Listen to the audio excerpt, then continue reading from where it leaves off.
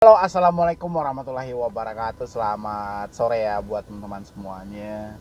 Khususnya yang selalu menanti ataupun menunggu tentang video terbaru ya. Gini, kayak mana ya?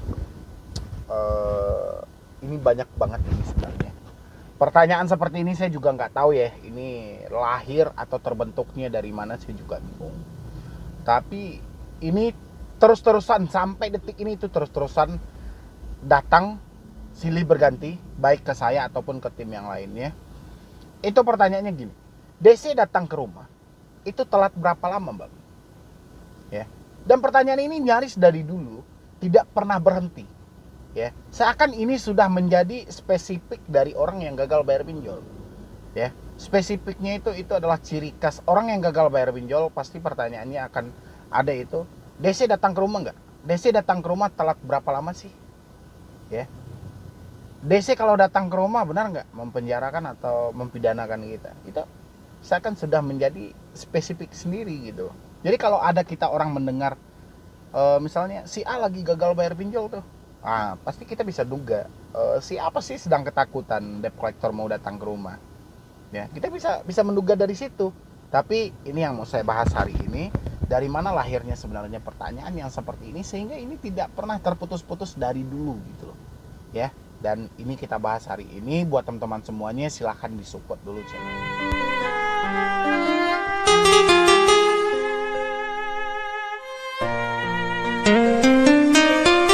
Datang ke rumah itu telat berapa lama? Ya, biasanya mereka waktu datang ke rumah. Pertanyaan ini tidak pernah berhenti, sejak dulu tidak pernah berhenti, terutama buat mereka yang gagal bayar atau yang baru menemukan channel ini mungkin ya. Karena setiap hari itu saya nambah subscribernya itu sampai 500 orang setiap hari, dan saya yakin itu semua dari pertama algoritma YouTube yang mengarahkan ke tepat sasaran. Mungkin mereka yang selalu mengotak-atik tentang pinjol sehingga ditawarkan atau disodorkan oleh YouTube ini channelnya misalnya gitu ya. Atau bisa jadi karena dia nampak dari pembahasan solusi hutang yang serba terbuka, tidak ada yang ditutup-tutupi, seperti apa faktanya, seperti apa kejadiannya, ya seperti itu yang dibahas gitu loh. Sehingga lahir pertanyaannya, DC datang ke rumah itu telat berapa lama gitu loh. Ya. Dan biasanya pertanyaan ini kalau sekali saja saya jawab, pertanyaan ini bisa berantai nih.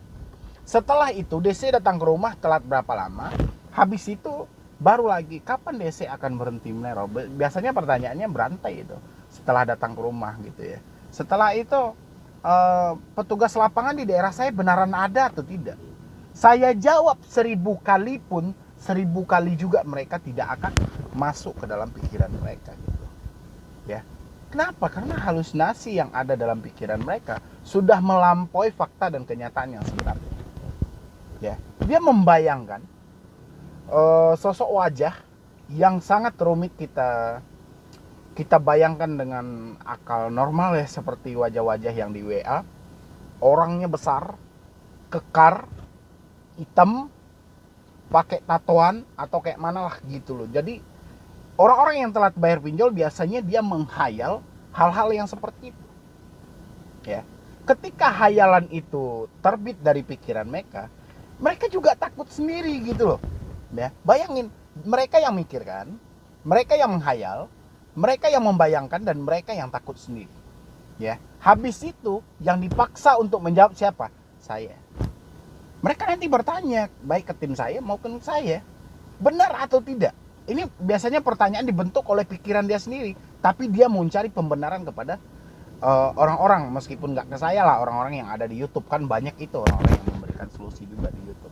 Pasti orang-orang itulah yang akan menjadi tumbal hasil dari permainan pikiran PS hati yang tidak sinkron. Akibat apa?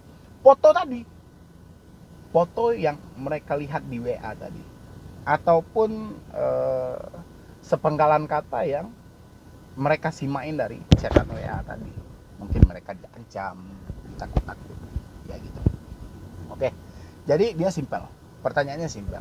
Orang-orang yang bertanya tentang DC pinjol datang ke rumah telat berapa lama? Oke. Yang Anda bayangkan, mungkin ya. Coba lihat di sebelah sini. Ya, coba Anda lihat dulu di sebelah sini. Mungkin ini yang Anda bayangkan. Ya. Yang akan datang belum ada yang seperti ini, belum ada gitu loh. Coba teman-teman yang sudah pernah didatangi debt collector legal, seperti apa manusianya? Ya. Seperti yang Anda lihat di foto WA kah? Tidak mungkin. Ya. Makanya saya bilangin selalu sama teman-teman semuanya, saya bilangin selalu. Kalau Anda bertanya kepada saya, DC Pinjol datang ke rumah telat berapa lama? Saya tidak bisa menjawab pasti dari cerita Anda atau dari pertanyaan Anda. Ya, pertanyaan Anda itu lahir sebenarnya dari hasil drama dan cerita yang Anda munculkan sendiri dengan halusinasi Anda dalam pikiran Anda ya. Saya tidak bisa jawab itu. Ya. Bukan saya tidak mampu. Nanti saya bilangin, oh biasanya itu 2 minggu sudah datang. Nyatanya 1 bulan belum datang, 2 bulan belum datang. Biasanya itu 3 hari udah datang, nanti udah 2 minggu lebih nggak datang juga. Saya bilangin mereka nggak akan datang, tiba-tiba datang. Ya, tapi PR kita ketika gagal bayar pinjol bukan masalahnya, bukan masalah itu, ya. Debt collector diajak bekerja sama oleh pihak pinjol atau pihak perusahaan yang menyewa mereka. Tujuan mereka apa? Uang. Sama, mereka kerja. Sama, mereka manusia. Ya. Tapi yang menjadi ketakutan daripada Anda adalah hasil pemikiran Anda tadi. Yang faktanya, foto yang saya lihatin tadi itu tidak akan pernah muncul ke hadapan Anda. Ya, tidak akan pernah muncul. Yang muncul itu biasanya kita agak ragu juga yang nyebutin ya, disebutin laki-laki nanti enggak, disebutin wanita nanti juga enggak gitu loh. Tapi Anda lebih paham mungkin pada saya gitu loh. Yang datang itu pasti cuma seperti itu.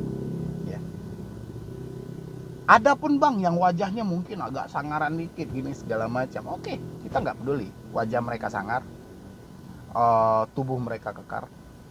Ya. Poinnya apa? Mereka tujuannya menjemput uang kepada kita. Mereka bekerja, ya. Dia mendapatkan tagihan dari kita, mereka dapat gaji. Mereka tidak mendapat tagihan dari kita, mereka tidak dapat gaji. Ya, sampai di situ Anda juga belum tidak paham gitu loh. Tanya ke diri Anda seberapa panik Anda saat ini. Ya, kalau tingkat kepanikan Anda terlalu tinggi, jangan paksakan mencerna ucapan saya, sulit banget.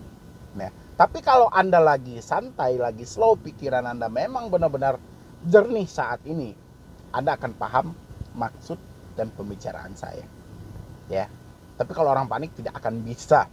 Kan saya bilang tadi 1000 pertanyaan mereka, 1000 yang saya jawab, 1000 pula yang tidak mereka pergunakan. Jadi mereka itu bertanya bukan mencari solusi, tapi mereka hanya ingin berlindung, meyakinkan diri mereka tentang hasil pemikiran mereka tadi. Bukan hasil fakta yang sebenarnya tidak, tapi tentang hasil pemikiran atau kolaborasi antara pikiran dan hati mereka yang tidak sinkron. Akibat apa? Foto WA yang sangar mereka lihat. Ya. Padahal jalan untuk mengatasi online ini adalah offline. Kita harus berani bertatap muka. Dan sekarang pertanyaan Anda, DC datang ke rumah telat berapa lama? Menandakan bahwa diri Anda takut. Ya. Lain hal kalau Anda bertanya kepada saya, Bang, sepanjang saya melihat video Abang, saya sudah menyatakan dalam diri saya siap menanti kedatangan debt collector. Saya angkat jempol 2 itu sama Anda gitu, 2 gini ya. Saya angkat jempol 2 gitu. Tapi kalau pertanyaan Anda seperti tadi, meskipun Anda menunjukkan bahwa Anda berani, tapi dengan tanda pertanyaan Anda seperti tadi masih menandakan bahwa Anda ketakutan. Jadi hati-hati buat teman-teman semuanya. Ya, mungkin dari saya cuma itu aja. Jernihkan pikiran Anda kembali, jangan terlalu panik, jangan terlalu stres. Insya Allah badai ini pasti berlalu dan Anda pasti akan bisa menghadapi ini semuanya. Jadi ingat selalu moto saya itu, lebih baik kita malu saat daripada hancur selamanya. Biarkan data Anda disebar, biarkan Anda diteror, toh akhirnya kita akan menyelesaikan hal ini secara offline. Kita akan bertatap muka dengan mereka.